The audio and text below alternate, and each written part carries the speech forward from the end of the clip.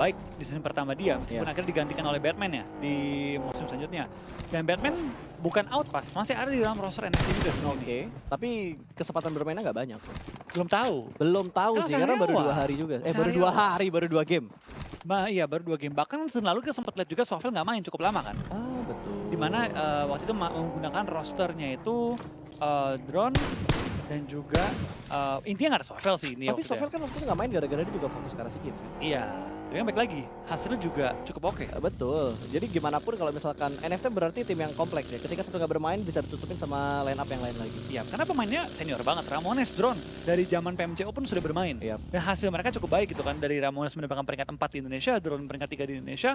Dan dengan status veteran mereka, gue rasa tanpa Swavel pun mereka masih bisa menutupi lubang-lubang yang ada. Ya, betul sekali. Dan ini dia beberapa pergerakan yang sudah mulai terjadi untuk checkpoint yang dilakukan beberapa tim juga Alter Ego yang sudah keluar dari awal rotasi mereka, awal checkpoint mereka, tapi sepertinya bakal berpapasan flow dengan sangat cepat di mana Potato kali ini memutar balikan baginya. Tidak jadi naik ke bagian atas. Kalau tadi dia naik ke atas bakal bertemu dengan satu alien. Ada Biseri yang sudah mengamankan bukit di sekitar Alter Ego. Iya, tapi kita lihat juga tampaknya dari tim Alter Ego masih bertahan juga di area kompon mereka. Kompon ini enak, tapi kalau dikunci dari dua sisi bukit, nah ini bakal jadi area yang PR banget. Plus singkatnya itu rip mobil. Ini kayaknya area kompon yang cuma bisa dijadiin sementara doang sih. Kayak patilasan doang gitu loh. Kayak lu cuma, oke kita tahan di sini beberapa saat, habis itu nggak bisa nahan lama-lama lagi. Seperti yang lu bilang terlalu banyak bukit yang bisa ngontrol area itu. Sementara berarti hanya pelampiasan doang gitu. Didatengin ketika kangen dan dibutuhkan. Udah Langsung pindah. Kayaknya nah, sudah dikasih waktu. poinnya nggak main. Ya, kita bakal lihat sih. Belum tahu nih, zona kedua. Jembatan pasti ada. Ada masalah map. Ada yang memainkan playernya itu. Pertama yang baik bagi tim GPX di awal-awal kehilangan 2 player mereka. NFT akhirnya secure poin-poin tambahan lagi dan berhasil mengusir tim GPX keluar dari area mereka. Ya betul banget, dan gue udah ngelihat ada 11.000 like di YouTube dari PUBG Mobile Indonesia. 9.000 lagi untuk kita menyentuh standar kita dari PMPL Season 1. 20.000 like untuk setiap tayangannya PMPL di setiap seasonnya. Dan kita kembali lagi berbicara game, so back to the beat. Back to the game. Kali ini dari 21 Esport yang masih memantau pergerakan dari arah tim Alter Ego. Belum ada yang bergeming dari posisi mereka masing-masing karena memang kita masih menunggu update dari zona yang ketiga. Iya, masih menunggu update tapi zona pun sudah mulai OTW menutup. Ini di mana tim-tim sudah mulai siap-siap dan sudah mulai mikir nih opsi-opsi rotasi kemana saja. Terlihat kali ini beberapa tim langsung mengambil center juga untuk mengantisipasi lompatan circle dan tampaknya tebakan gua benar kali ini. Gila, lu prediksi WWCD agak-agak sulit memang ya, tapi kalau circle kayak tepat banget gitu. Gatka masuk di 3 circle awal. Iya, kalau ada yang butuh pemain, beban sih di game ya, cuma nebak circle-nya bagus, bolehlah kontak-kontak lah. Jadi Matoy versi Indo ya? Enggak bisa Pawang Matoy. zona? Matoy masih jago. Oke. Guanya 100% beban. Ya boleh lah lempar-lempar smoke lah. Oke, Tapi nebak circle lumayan. lu bagian follow up utility aja berarti ya? Iya, sama tukang revive. Oh, tukang revive. Lumayan dapat $700 akhir season. Bagian medis. Kan ini apa ya, rescue. Oh, rescue. Banyak rescue gue. Bener-bener. Dapetin most akhirnya mereka berhasil mendapatkan satu. Ada satu pemain dari GP yang berhasil mereka amankan tapi masih belum tertangkap oleh observer kita karena GPBR. Dengan granat melontarkan, tapi sejauh ini Fajar dan kawan-kawan belum sampai menumbangkan pemain dari GD. GD pun dengan sigap kembali melontarkan utility dan lihat dari seorang Nichil sangat waspada dengan flank yang ingin dilakukan oleh seorang Fajar. Ya, Frenzy. Betul, dijaga banget kali ini. Ada kokangan granat yang di-cancel sepertinya sama seorang Frenzy karena tiba-tiba tergelincir Nichil.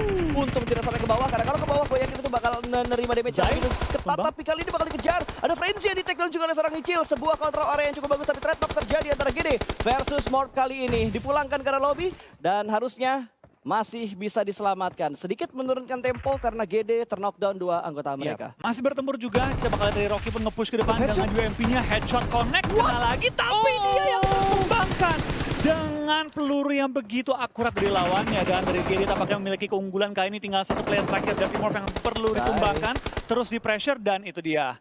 end dari tim Morph di game Susah kali sih, ini. ngontrolnya susah banget karena tadi daerah yang dikuasain sama GD. Mereka nge-split loh, mereka nge-split karena 4 titik yang berbeda itu yang ngebuat Morph kelimpungan. Karena Morph yang bakal dipaksa untuk datang dari bagian bawah ke bagian atas. Tapi dari Aura, tertahan di bagian sisi lain dari pegunungan ini, akan menghadapi Alter Ego yang semakin mendekat. Tapi bakal ada tapping, oh bukan tapping, tapi tembakan sniper dari seorang granat. Resesi. Granat terus lontarkan juga dan tanpa kita bakal lihat kali ini Splash. juga dari seorang Jason terkena splash yang begitu sakit.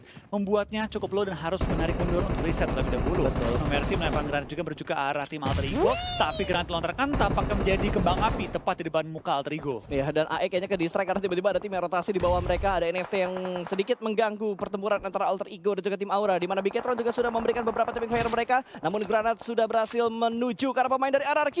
Dua pemain RRQ tumbang karena mereka bertempur dengan HFX kali ini. Setup sudah dilakukan dan harusnya satu bisa diselamatkan di bagian tumbang lagi Broken Wall Voldemort. kali ini. Dan Voldemort terjatuh di bagian pegunungan Gergopol. Tapi kita bakal berfokus ke arah HFX yang sedang mengambil satu persatu pemain dari RRQ. Iya, ini RRQ dijepit habis oleh tim HFX. Mereka pun tahu gimana cara mematikan pergerakan dari Asa! seorang Asa. Tapi Asa mendapatkan satu knock yang begitu berharga. Tapi lihat granat! ditempel langsung granat dilontarkan. Dan Asa gak banyak ruang gerak yang dia miliki kali ini. Tembakan dilontarkan juga oleh Voldemort dan juga Asa. Tapi dari seorang Heaven terus nge-pressure. Tapi Asa lagi-lagi dia berkorban tambahan. Dan Asa kali ini tertumbangkan hanya misalkan Voldemort. Dan Voldemort pun termakan oleh Blue Zone.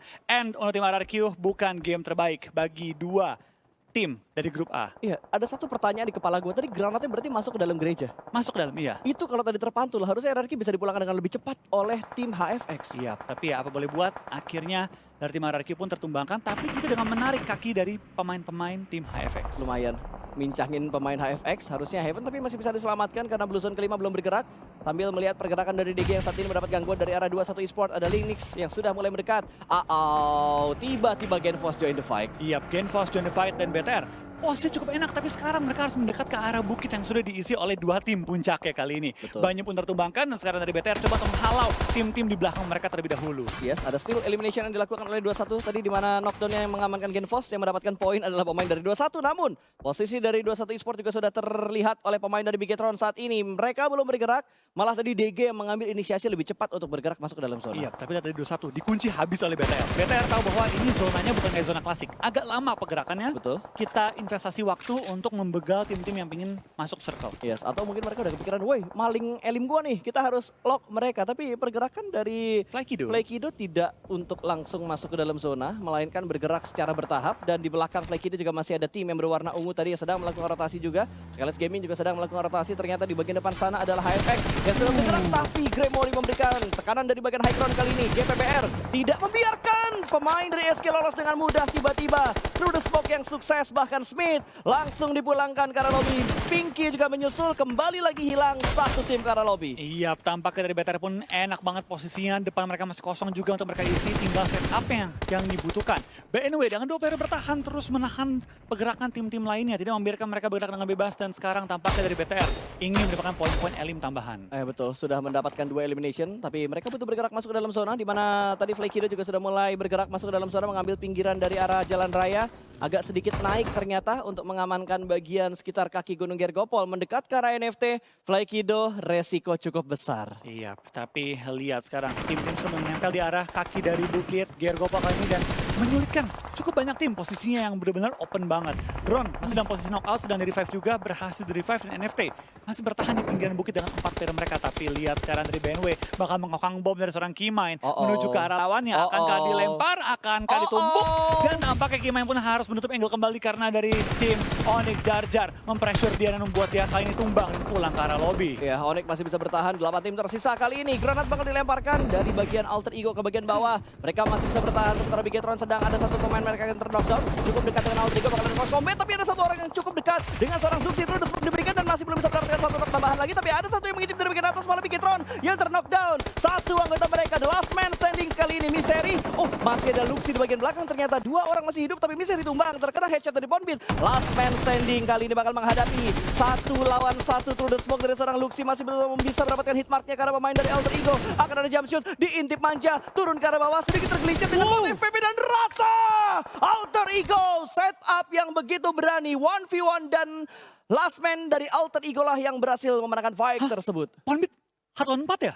1 lawan 4. Hard lawan 4? No, dia ngambil sisaan tadi. Kan Sisaan. sudah di follow up juga sama pemain sebelumnya. Iya.